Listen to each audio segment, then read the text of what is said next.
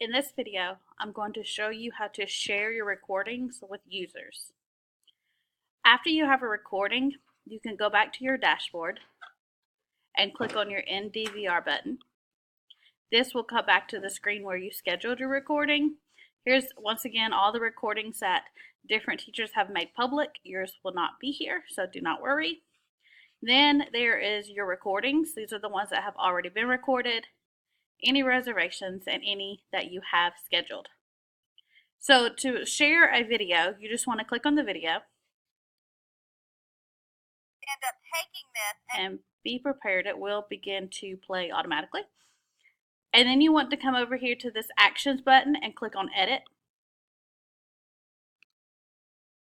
Rights Management. Make sure that Never Expires is clicked. You can always go back and change this.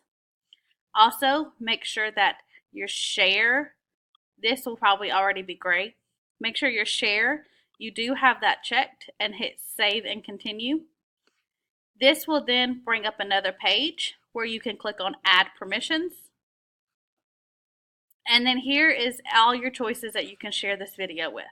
So we are wanting to share it with Miss English and Mr. McGavin. So we'll just scroll to Miss English and click this little arrow button right here to put her over there.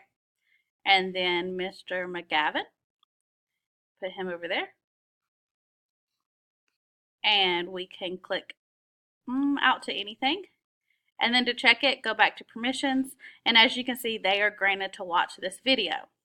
Now, after they're finished and they don't need it anymore, you can come over here and click their name individually and click this one arrow to put them back out. Or you can click the double arrow, which will delete everybody from the granted availability to watch this video.